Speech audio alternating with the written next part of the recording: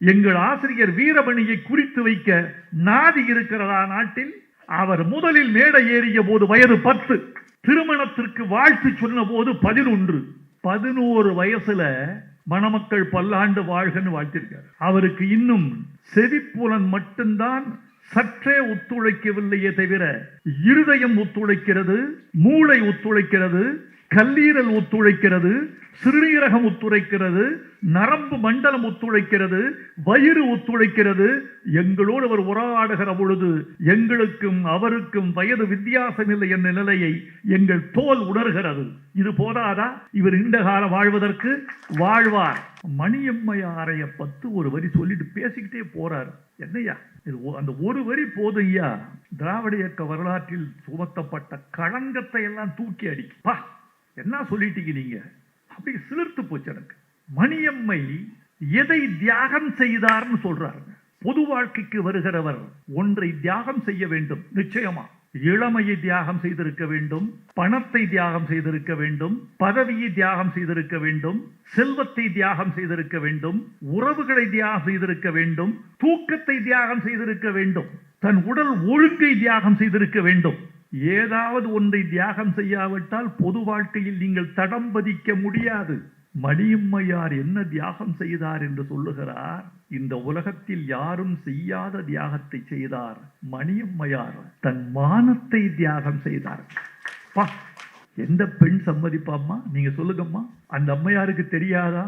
பெரியாரை திருமணத்திற்கு ஒப்புக்கொண்டால் இந்த உலகம் பெரியாரை பழிக்குமா, என்னை பழிக்குமா, என் இளமையை பழிக்குமா, என் தியாகத்தை ஏற்றுக்கொள்ளுமா, என்னை ஒரு காமுகச்சி என்று சொல்லி இருக்குமா, கிழவன் சுகம் தேடுதாடி உனக்கு என்று பெண்கள் சொல்லுவார்களா?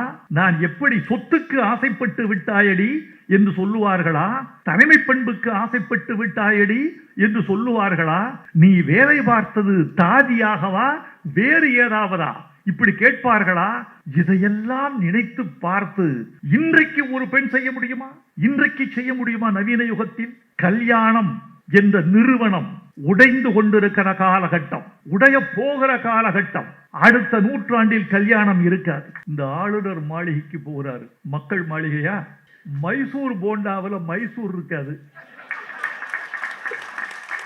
மக்கள் மாளிகையில மக்கள் இருக்க மாட்டாங்க, அவர் மட்டும் இருப்பார். திராவிட இயக்கத்தின் இளம் தலைவர்களும் இளம் பேச்சாளர்களும் சிந்தனையாளர்களும் அறிவாளிகளும் கற்றுக்கொள்ள வேண்டிய ஒரு செய்தி அவரிடம் உண்டு. எது பேசினாலும் ஆதாரம் இல்லாமல் பேசுவதில்லை. எழுதி வச்சுங்க. இது அவரிடம் நான் பார்த்து வியக்கிற விஷயம். எங்கதான் வச்சிருப்பாரோ, அந்த கட்டிங் எங்கதான் வச்சிருப்பாரோ தெரியல. பல பேர் எந்த கட்டிங் அலைவான்னு தெரியும் உங்களுக்கு. ஐயா வீரமணி அவர்கள் இது ஹிண்டுல 1933 ஏப்ரல் 21 கட்டிங் வச்சிருப்பார். உங்களுக்கு வயது 93. சில பேர் உங்களை வாழ்த்துகிறார்கள் தப்பாக, 100 ஆண்டு வாழ்கன்னு. என்னையா வாழ்த்துறீங்க? என்ன வாழ்த்துது? அப்ப இன்னும் 7 வருஷம் இருக்குன்னு அர்த்தம். இன்னும் 7 வருஷம் தானா? நீங்கள் விரும்பும் வரை வாழ்க. நீங்கள் வாழ்வீர்கள் ஐயா. எப்படின்னு கேட்டேன்னா, இன்னும் ஒரு 10 வருஷம் உங்களுக்கு 103 வரப்போகுது. 10 வருடம் பொறுத்துறதுன்னா ஆர்டிபிஷியல் இன்டெலிஜென்ஸ் வந்துடும். உங்களுக்கு எது பழுதா இருக்கோ அதை மட்டும் ரீப்ளேஸ் பண்ணிடலாம். கல்லீரலா அது, மூளையா மூளை, கிட்னியா கிட்னி, அது மட்டும் வச்சுக்கலாம். அதுக்கு பிறகு நீங்கள் நிலாவுக்கு ஒரு பயணம் போயிட்டு வந்து பூமியில் வாழலாம். நீங்கள் பல்லாண்டு வாழ வேண்டும் என்று வாழ்த்துகிறேன். உங்கள் அனைவருக்கும் எனது அன்பான வணக்கத்தை தெரிவித்துக் கொள்கிறேன். நீங்கள் எல்லாம் நினைத்துக் கொண்டிருப்பீர்கள் இந்த மன்றத்தில் கூட்டம் குறைவு என்று. மழையினால் என்று நீங்கள் கருதலாம். காரணம் எனக்கு தேவையில்லை. ஆனால் இது குறைந்த கூட்டம் என்றாலும் ஊட்டம் மிகுந்த கூட்டம் என்பதை மட்டும் என்னால் உணர முடிகிறது. இவர்கள் அறிவாளர்கள். அதாவது மழையில் வெளியே வந்தால் நனைந்து கரைந்து விடுவோமோ என்று கருதிய வெள்ளக்கட்டிகள் வீட்டில் இருக்கிறார்கள். மழையில் நனைந்தாலும் கரைந்து விட மாட்டோம் என்று கருதுகிற தங்க கட்டிகள் பெரியார் திடலுக்கு வந்திருக்கிறார்கள். தங்க கட்டிகளே, உங்களுக்கெல்லாம் என் நன்றி, வணக்கம். கூட்டம் குறைவு என்று நான் கருத மாட்டேன். ஊடகங்களை மொத்தம் பார்த்தேன். 10 ஊடகத்தார் வந்திருக்கிறார்கள். ஒவ்வொரு ஒளிப்பதிவு கருவியின் பின்னால் ஒரு ஊடகத் தோழர் நிற்கிறார். அவரை நான் ஒருவர் என்று பார்க்கவில்லை. ஒவ்வொரு ஊடகத்திற்கு பின்னாலும் ஒரு 10,000 தமிழன் பார்த்து கொண்டிருக்கிறான் என்ற பெரிய உண்மை எனக்கு தெரியும். அதனால் அந்த 1,00,000 பேருக்கு முன்னால் நான் நின்று பேசிக் கொண்டிருக்கிறேன் என்ற உணர்வோடு நான் உங்களோடு பேசுகிறேன். உங்கள் இருதயம் கொஞ்ச நேரம் என் உதட்டுக்கு பக்கத்தில் துடிக்க வேண்டும். உங்கள் காதுகள் என் மொழியோடு இயங்க வேண்டும். உங்கள் கண்கள் என் கண்களோடு ஒத்துசைய வேண்டும். ஒரு 15 நிமிடமோ 16 நிமிடமோ தெரியாது. நான் 15 நிமிடத்திற்கு முன்பே முடித்து கொண்டால் அதற்கு நான் காரணம். 15 நிமிடத்திற்கு மேலும் நீண்டால் அதற்கு நீங்கள் காரணம். அதனால் நீங்களா நானா என்பது இந்த பேச்சு முடியும் போது தெரிந்துவிடும் என்று உங்களுக்கு நான் சொல்லிக்கொண்டு என் உரையை தொடங்குகிறேன். இவருக்கா வயது 93. அவர் நடை, சிந்தனை, ஒரு கீற்றிலிருந்து இன்னொரு கீற்றுக்கு அணில் தாவுவது போன்ற சுறுசுறுப்பு, ஒரு காட்டு வெள்ளத்தின் ஒரு பிரவாகம் போன்ற சுறுசுறுப்பு, அகராதியை போன்ற நினைவாற்றல், இன்னும் இளமை, துடிக்கிற உடம்பு. நான் பார்த்தேன், அவர் பேனாவை எடுத்து எழுதினார். நான் கள்ளக்கண்ணால் பார்த்தேன். என்ன எழுதுகிறார் என்று பார்த்தேன். அது எனக்கு பிடிபடவில்லை. ஆனால் எழுத்தின் வடிவம் பிடிபட்டது. 90 வயதில் கலைஞர் ஒரு நாள் என்னை அழைத்து, பார்த்தீர்களா வைரமுத்து, என் எழுத்து எவ்வளவு கோணல் மாணலாகிவிட்டது பார்த்தீர்களா? எப்படி இருந்த என் கையெழுத்து எப்படி ஆகிவிட்டது பார்த்தீர்களா? கையெழுத்து என்பது வேறு, கையொப்பம் என்பது வேறு. கையெழுத்து ஹேண்ட் ரைட்டிங், கையொப்பம் சிக்னேச்சர். அவர் கையெழுத்தை சொன்னார். என் கையெழுத்து எவ்வளவு கோணல் மாணலாகிவிட்டது, வயதின் தாக்கம் என்று சொன்னார். 90 வயதில் தன்னுடைய கையெழுத்து கோணல் மாணலாகிவிட்டது என்று கருதி என்னை அழைத்து தன் துயரத்தை பகிர்ந்து கொண்ட கலைஞரையும் பார்க்கிறேன். 93 வயதில் 17 வயது காதல் கடிதம் போன்ற கையெழுப்பத்தையும் பார்க்கிறேன். இந்த கையெழுத்து மாறாமல் இருக்கிறது, தெளிவாக இருக்கிறது, உணர்ச்சி உண்மையாக இருக்கிறது. அவர் உடம்பின் நரம்பு அவர் சொல்வதை கேட்கிறது. விரல்கள் நடுங்கவில்லை, இதயம் அடங்கவில்லை, கொள்கை முடங்கவில்லை. அதே திறத்தோடு அவர் பார்த்து கொண்டிருக்கிறார். நண்பர்களே, மொத்தம் வயதுக்கு மனிதனுக்கு 3 வயது. ஒன்று கேலண்டர் சொல்கிற வயது, அது கேலண்டர் சொல்கிற பொய், அது date of birth. Date of birth பிறந்த நாள் சொல்லும் வயது. 2வது வயது ஒன்று உண்டு, உடம்பு சொல்லும் வயது. 3வது வயது ஒன்று உண்டு, மனது சொல்லும் வயது. கேலண்டர் சொல்கிற பொய்யின்படி அவருக்கு வயது 93. அவர் உடம்பு சொல்கிற வயது அவருக்கு 63. மனம் சொல்கிற வயது 33. இந்த வயதில்தான் அவர் இயங்கிக் கொண்டிருக்கிறார். காலம் எங்களுக்கு கொடுத்த கொடை ஐயா. நீங்கள் உங்களை பற்றி உங்களோடு நாங்கள் விதந்து சொல்வதில்லை. அது சில நேரங்களில் ஒரு விதந்து சொல்வது என்பது கூட புகழ்ந்து சொல்வது என்ற பொய்மையில் அடங்கிவிடும். அதனால் நாங்கள் உங்களை பற்றி உணர்கிறோம். we feel it, we're not going to express it, we feel it. நாங்கள் உணர்கிறோம். உங்களை தனியாக நினைக்கிற போது அது ஆனந்தத்தோடு ஓடவிட்டு பார்க்கிறோம், பேசவிட்டு கேட்கிறோம். விடுதலையில் உங்கள் உரை பார்க்கிறோம், பத்திரிகைகளில் உங்கள் பேச்சை பார்க்கிறோம், தொலைக்காட்சிகளில் உங்கள் நடை பார்க்கிறோம். இது என்ன இந்த வியப்புக்குரிய மனிதன், எப்படி இவர் வந்தார், இன்னும் இவர் பல்லாண்டுகள் வாழ வேண்டுமே என்ற ஆசை நெஞ்சில் துடிக்கிறது. காலத்தின் மீது எனக்கு பெரிய நம்பிக்கை இருக்கிறது. காலம் கருணை மிக்கது. தமிழர்களுக்கு, தமிழச் சாதிக்கு காலம் சில நன்மைகளை செய்திருக்கிறது. அண்ணா மறைந்து போனார். வெற்றிடத்தை காற்று நிரப்பும் என்பது விதி. அண்ணாவை யாராலும் நிரப்ப முடியாது என்பது நம் எல்லோருக்கும் தெரியும். நான் முயற்சிக்கிறேன் என்று நிரப்ப வந்தார் காற்றாக கலைஞர். பெரியார் மறைந்தார். ஒரு பெரிய வெற்றிடம் உண்டானது. அந்த வெற்றிடத்தை காற்றாக வந்து நான் நிரப்ப பார்க்கிறேன் என்று நிரப்பிக்கொண்டே இருப்பவர் நம்முடைய தலைவர் ஐயா வீரமணி அவர்கள். இது காலம் கொடுத்த கொடை. நீங்கள் மட்டுமில்லை என்றால் பெரியாருக்கு இவ்வளவு நீட்சி கிடைத்திருக்குமா? கலைஞர் இல்லை என்றால் பெரியாரின் ஆட்சி கிடைத்திருக்காது. வீரமணி இல்லை என்றால் பெரியாருக்கு நீட்சி கிடைத்திருக்கிறார். ஆட்சி கொடுத்தவர் ஒருவர், நீட்சி கொடுத்தவர் இன்னொருவர். அதனால்தான் நூற்றாண்டு கடந்த பிறகும் கூட அந்த கிழவன் தாடி நரைத்தாலும் அறிவு நரைக்காமல் இந்த மண்ணிலே இன்னும் வாழ்ந்து கொண்டிருக்கிறார், இன்னும் வாழ்ந்து கொண்டிருப்பார் என்று நம்புகிறேன். ஆச்சரியம், இவர் பொது வாழ்க்கை தொடங்கியதை இந்த சமூகம் இன்னும் சரியான முறையில் அங்கீகரிக்கவில்லை.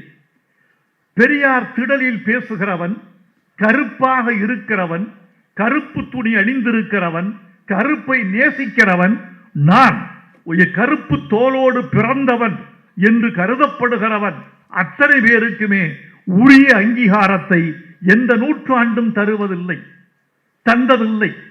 நாம் அது வேண்டும் என்று துடித்தாலும் அது அவ்வளவு சீக்கிரம் அடைவதில்லை. இவர் எத்தனை வயதில் மேடை ஏறியவர் தெரியுமா தோழர்களே? சில பேருடைய பெருமைகளை உலக ஆராதி குறித்து வைக்கின்றன. புதிய எண்ணங்கள் புறப்பட்ட போது மாஜினிக்கு வயது 10, கவிதை எழுத தொடங்கிய போது தாகூருக்கு வயது 11, மாணிக்க வாசகர் திருவாசகத்தை எழுதி முடித்த போது அவருக்கு வயது 24, கீட்ஸ் எழுதி முடித்து மறைந்த போது வயது 24. இந்த உலகம் முழுவதையும் வென்று இனிமேல் வெல்லுவதற்கு நாடு இல்லை என்று கவலைப்பட்ட அலெக்சாண்டர் மறைந்த போது வயது 32. பாரதியார் ஒரு யுகக்கவிதை எழுதி முடித்து விட்டு மறைந்த போது 39. பட்டுக்கோட்டை கல்யாண சுந்தரம் 29. இயேசு பெருமான் சிலுவை சுமந்து மடிந்த பொழுது அவருக்கு வயது 33. இதையெல்லாம் உலக வரலாறு பொன்னெழுத்துக்களில் பொறித்து வைக்கிறது, தூண்களில் எழுதி வைக்கிறது, உலக பல்கலைக்கழகங்களில் பதிவு செய்கின்றன, கல்வெட்டுக்களில் எழுதி வைக்கின்றன. எங்கள் இனத்தின் பெருமை என்று கொண்டாடுகிறது இந்த வயதுகளை. எங்கள் ஆசிரியர் வீரமணியை குறித்து வைக்க நாதி இருக்கிறதா நாட்டில்? அவர் முதலில் மேடை ஏறிய போது வயது 10.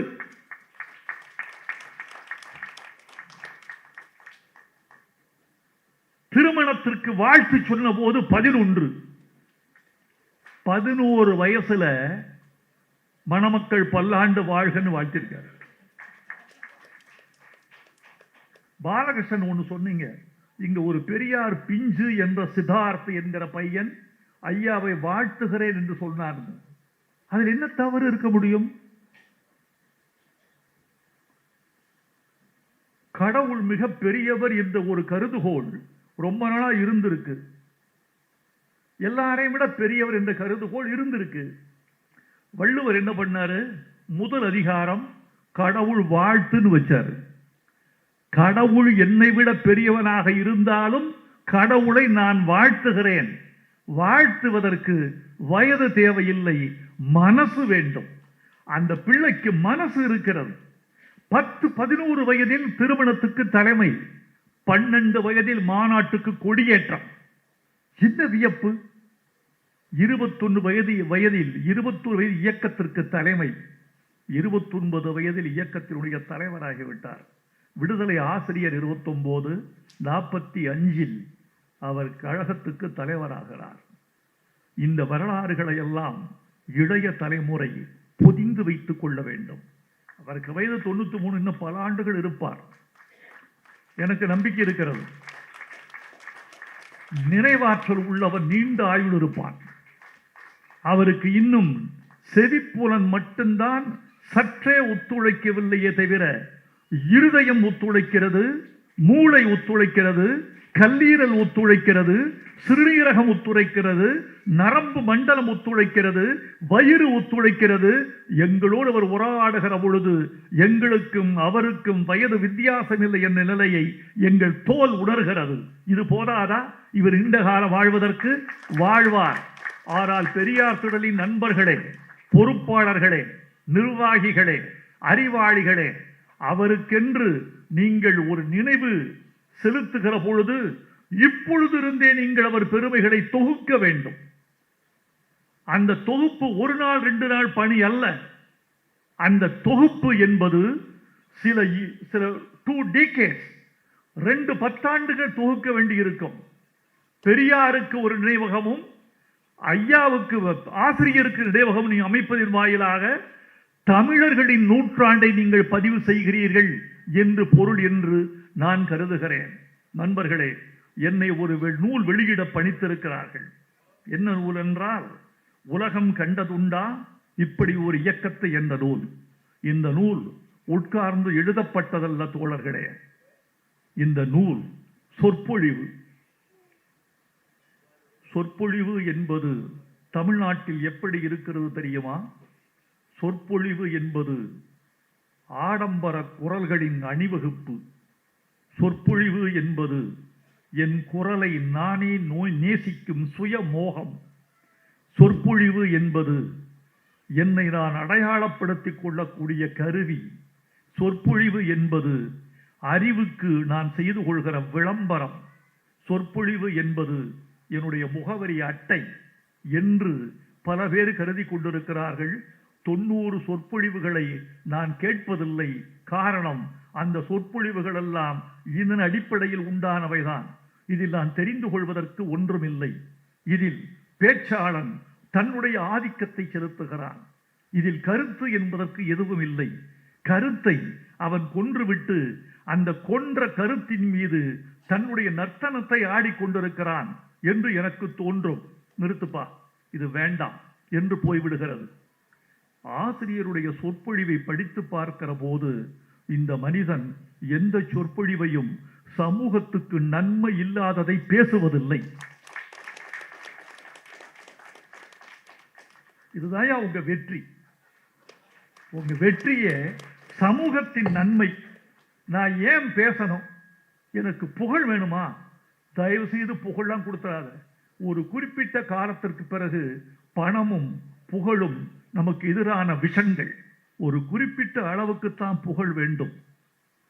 தேன் குடிக்கிற தேனி வயிற்றுக்குத்தான் குடிக்க வேண்டும். தேன் குடத்துக்குள் விழுந்து விட்டால் தேனே தேனியின் சமாதியாகி விடுகிறது. பணமும் புகழும் அப்படித்தான். இந்த இரண்டையும் தெரிந்து கொண்டவர், வாழ்வியல் அறிந்தவர் ஐயா வீரமணி அவர்கள். எனக்கு புகழுக்கு எல்லை கட்ட தெரிந்தவனும், பணத்துக்கு எல்லை கட்ட தெரிந்தவனும், எதிர்ப்பை தன்னுடைய வாழ்வின் அங்கமாக கருதுகிறவனும் வாழ்வில் தோற்பதில்லை. வீரமணி அவர்கள் தன் வாழ்வில் தோற்றதில்லை, இனி தோற்கப் போவதில்லை. ஒரு வெற்றிகரமான தலைவனுக்கு நாம் இந்த பிறந்தநாள் விழா கொண்டாடி கொண்டிருக்கிறோம் என்று நீங்கள் தெரிந்து கொள்ள வேண்டும். இதில் எவ்வளவு செய்திகள், வரலாற்று உண்மைகள், சட்டம், பாரம்பரியம், கலாச்சாரம், தன்மானம், அரிய செய்திகள். இதில் ஒரு செய்தி சொல்லியிருக்காரு.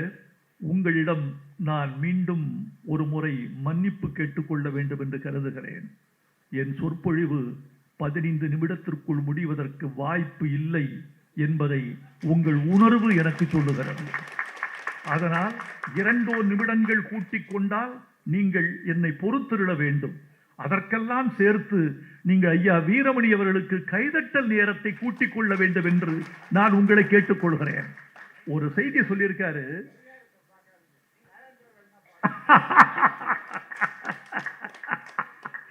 இதுதான் அவர் நினைவாற்றலும் அவருடைய டைமிங் சென்ஸும் எவ்வளவு இருக்கு பாருங்க. பிரசன்ஸ் ஆஃப் மைண்ட் பார்த்தீங்களா? என்ன அழகா இருக்கு. அவர் சொல்றாரு, ஐயா உங்க சொற்பொழிவுல ஒரு இடத்துல உண்மையை சொல்லுகிறேன், என்னை கேட்காமல் கண்ணை விட்டு கண்ணீர் கீழே விழுந்தது. கண்ணீர் என்பது எப்படி தெரியுமா?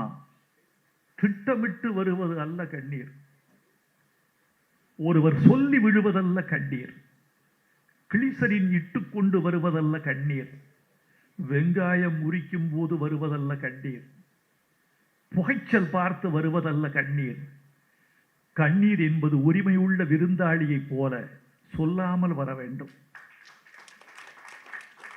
அப்படி சொல்லாமல் வந்தது ஒரு கண்ணீர். எந்த இடத்தில் தெரியுமா? மணியம்மையாரைய பத்து ஒரு வரி சொல்லிட்டு பேசிக்கிட்டே போறார்.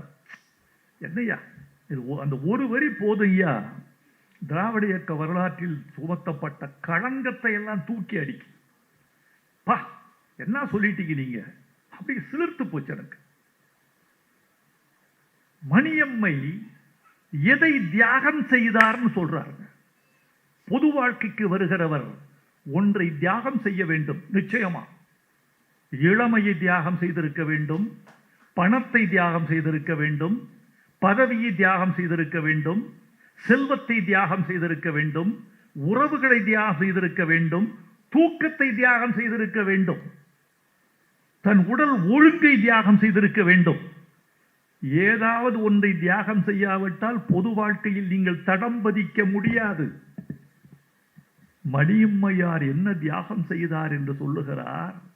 இந்த உலகத்தில் யாரும் செய்யாத தியாகத்தை செய்தார். மணியம்மையார் தன் மானத்தை தியாகம் செய்தார்.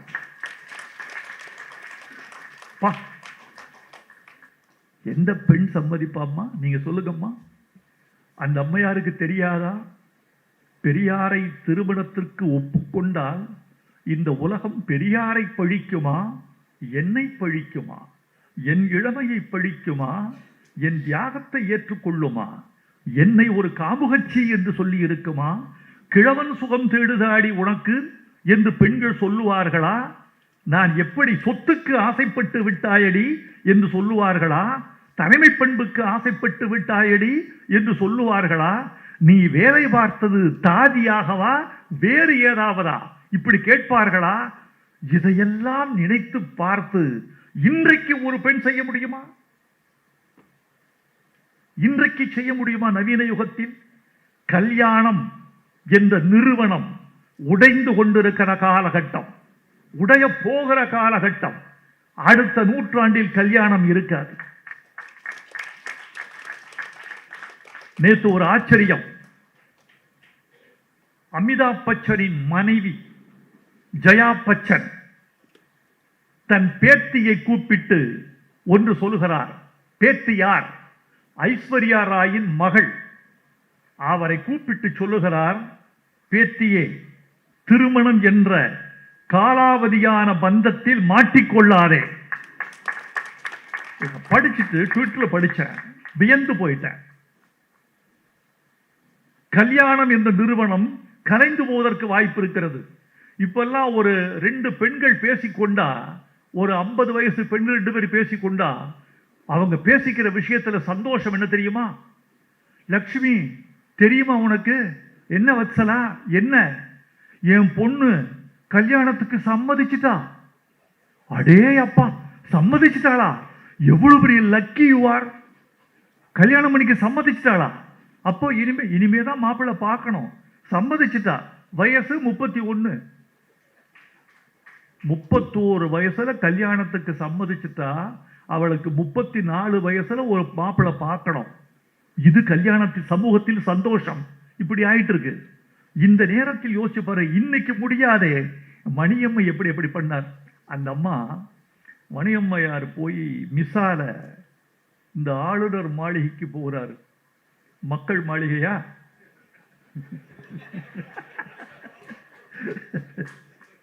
மைசூர் போண்டாவில் மைசூர் இருக்காது.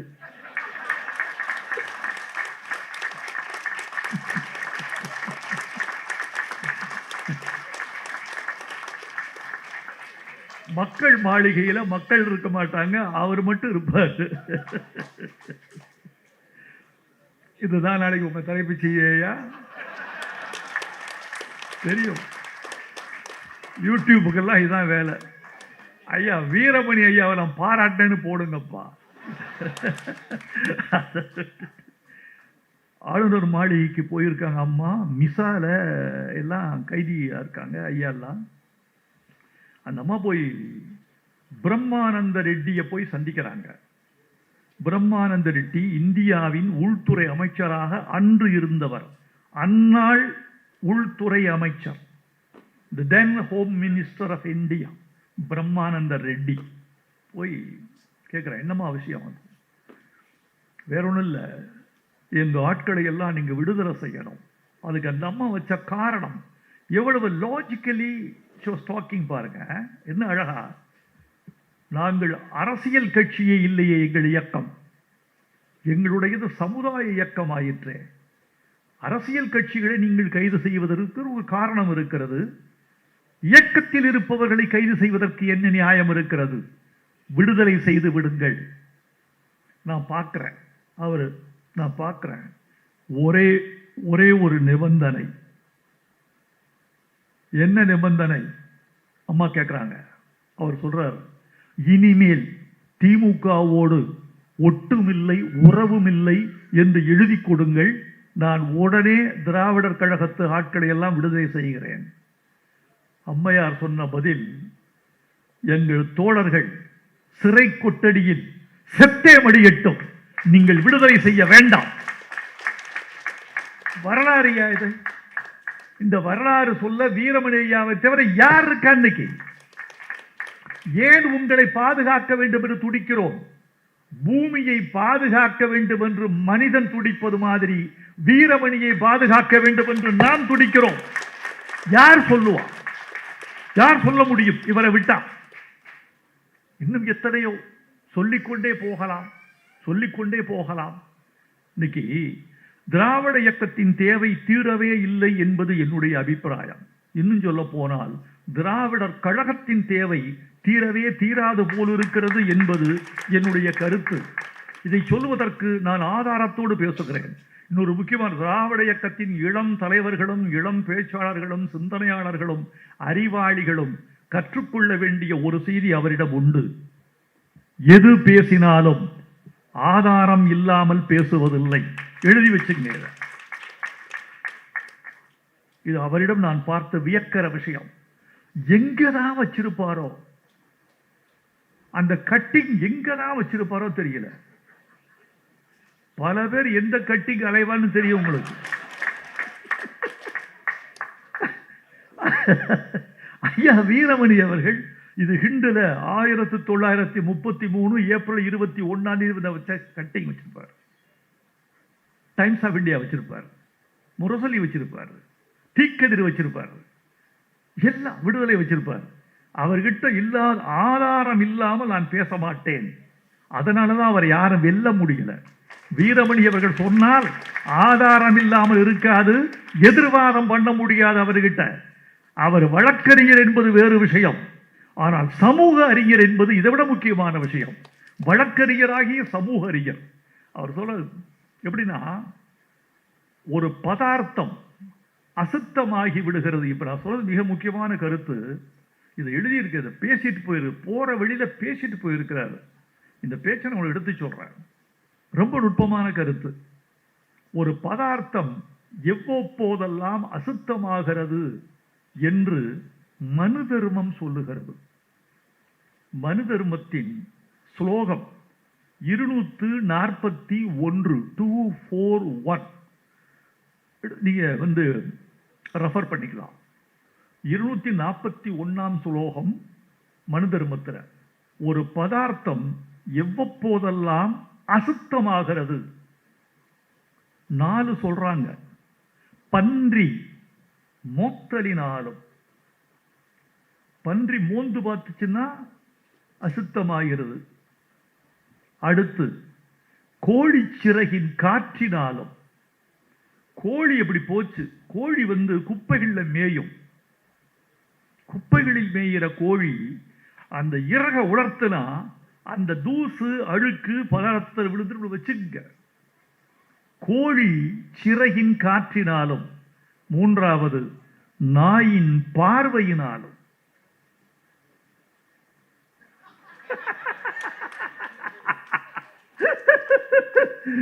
நாயின் பார்வையினாலும், நாய் பார்த்தாலும் அசுத்தமாயிடும்.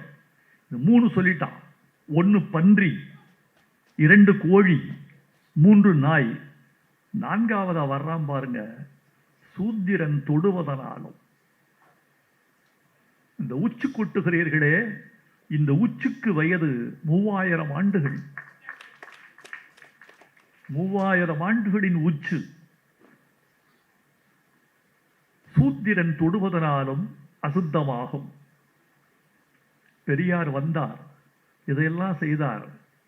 இன்று இந்தியா எங்கும் 5 நட்சத்திர விடுதிகளில் சூத்திரன் தான் செஃப்.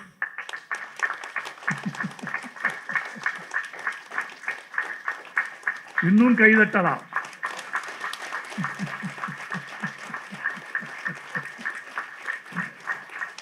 எல்லா 5 நட்சத்திர விடுதிகளிலும் எங்கள் கருப்பு தமிழனோ கருப்பு இந்தியனோ தான் செஃப்பா இருக்கான். யார் சாப்பிடுறது? எல்லாரும் போய் சாப்பிடுங்க. அவன் தொடாமல் பதார்த்தம் உண்டா? நான் எங்க போனாலும் செஃப்ப முதல்ல கூப்பிடுவேன். கூப்பிட்டு அவர் பார்க்கறதுக்காக இல்லை. எது உன்னுடைய ஸ்பெஷல் நீ சொல்லு, நாங்க தப்பா சொல்லிடுவோம். இன்னொன்னு, இன்றைக்கு வந்த பொருள்களிலிருந்து தான் நீ சமைக்கணும். ஃப்ரிட்ஜுக்கு போகக்கூடாது. இன்றைக்கு வந்த பொருள் எதுவோ அதை நான் சாப்பிடுவேன். இன்று வந்த காய்கறிகள், இன்று வந்த இறைச்சி, இன்று வந்த பால், அதை சொல்லு. செஃப்ப நண்பனாக்களை சாப்பிட முடியாது. எனக்கு இன்னைக்கு இதெல்லாம் இந்தியா முழுக்க இருக்கிற செஃப் இன்றைக்கு சூத்திரனாக இருப்பதே பெரியார் கொடுத்த கொடை, பெரியாரின் வெற்றி என்று உங்களுக்கு சொல்ல வேண்டும். இன்னும் திராவிட இயக்கத்தின் தேவை தீரவில்லை என்று ஏன் சொல்கிறேன் தெரியுமா ஐயா? அவிநாசியில் உயர்நிலை பள்ளியில் அங்கன்வாடியில் சத்துணவில் பணியாற்றிய ஒரு பெண்மணியின் பெயர் பாப்பா. இந்த செய்தி தெரிஞ்சுக்க நீங்க. பாப்பா அந்த அவங்க பட்டியலினத்தை சார்ந்த சகோதரி. அதனால 12 இடங்களில் அந்த அம்மாவை டிரான்ஸ்பர் பண்ணிட்டாங்க மேல் சாதிக்காரர்கள். இந்த பெண் சமைத்து எங்கள் பிள்ளைகள் சாப்பிட முடிய மேல் சாதிக்காரர்கள். அது சொல்ல வேண்டியது யாருன்னு சொல்லல. எல்லாம் தமிழனா போயிட்டான். நாம ஏன் சொல்லணும்? எல்லாம் தமிழன். நாம சொல்லக்கூடாது. அதை அவர்களை குறிப்பிட்டு சொல்லக்கூடாது. நம்ம ஆளு, நம்மளால விட்டு கொடுக்க கூடாது. அதுவும் பார்த்துக்க நீங்க. நம்மளால விட்டு கொடுக்கவும் கூடாது. விட்டு கொடுக்காமல் அனைத்துத்தான் திருத்த வேண்டும். அப்படித்தான் நான் கருதுகிறேன். அனைத்துத்தான் திருத்த வேண்டும். அந்த அம்மா பல துன்பங்கள் அனுபவிச்சு, துன்பப்பட்டு, வேலையை விட்டே விரட்டப்பட்டு இருந்த பொழுது நண்பர்கள் சில பேர் வழக்கு மன்றத்துக்கு போனார்கள். போய் கடைசியில பார்த்தா அந்த அம்மாவை 12 ஆண்டுகளாக தடுத்து விரட்டி துரத்திய அந்த கூட்டத்துக்கு 6 ஆண்டுகள் ஜெயில் தண்டனை பெற்றுக் கொடுத்திருக்கிறார்கள் வழக்கறிஞர்கள். இது எப்படி? ஒரு பட்டியலின சகோதரிக்கு சட்ட பாதுகாப்பு வந்தது எப்படி? திராவிட மாடல் ஆட்சி, ஸ்டாலின் ஆட்சி, பெரியார் வெளிவந்த ஆட்சி, கலைஞருடைய ஆட்சி, முற்போக்கு ஆட்சி. இப்படித்தான் தமிழன் மெல்ல மெல்ல மெல்ல மெல்ல விடுதலை வருகிறான் என்று நினைக்கிறேன். இந்த விடுதலைக்கெல்லாம் நீங்கள் தான் சாட்சி. இன்னும் பேச வேண்டும் என்ற ஆசை. ஆனால் மழை நம்ம எல்லாம் வீட்டுக்கு செல்வதற்கு அனுமதிக்க வேண்டுமே என்று நினைக்கிறேன். நண்பர்களே, நிறைவாக ஒரு செய்தி சொல்கிறேன். ஐயா வீரமணி அவர்களே, உங்கள் மீது நாங்கள் அளப்பரிய மதிப்பும் அன்பு வைத்திருக்கிறோம். என்னை போன்றவர்களுக்கு அதை காட்டிக்கொள்ள நேரம் இல்லை, வாய்ப்பில்லை. நாங்கள் ஓடிக்கொண்டே இருக்கிறோம். ஆனால் உங்களை நினைத்து கொண்டே இருக்கிறோம். உங்களுக்கு வயது 93. சில பேர் உங்களை வாழ்த்துகிறார்கள் தப்பாக, 100 ஆண்டு வாழ்கன்னு. என்னையா வாழ்த்துறீங்க? என்ன வாழ்த்துது? அப்ப இன்னும் 7 வருஷம் இருக்குன்னு அர்த்தம். இன்னும் 7 வருஷம் தானா? நீங்கள் விரும்பும் வரை வாழ்க.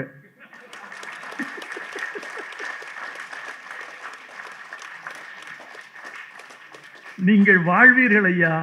எப்படின்னு கேட்டேன்னா, இன்னும் ஒரு 10 வருஷம் உங்களுக்கு 103 வரப்போகுது. 10 வருடம் பொறுத்துறதுன்னா ஆர்டிபிஷியல் இன்டெலிஜென்ஸ் வந்துடும். உங்களுக்கு எது பழுதா இருக்கோ அதை மட்டும் ரீப்ளேஸ் பண்ணிடலாம். கல்லீரலா அது, மூளையா மூளை, கிட்னியா கிட்னி, அது மட்டும் வச்சுக்கலாம். அதுக்கு பிறகு நீங்கள் நிலாவுக்கு ஒரு பயணம் போயிட்டு வந்து பூமியில் வாழலாம். நீங்கள் பல்லாண்டு வாழ வேண்டும் என்று வாழ்த்துகிறேன்.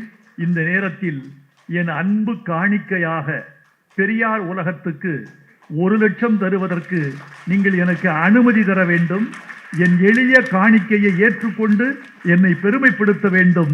வாழ்க ஐயா வீரமணி அவர்கள், வெல்க திராவிட இயக்கம். நன்றி, வணக்கம்.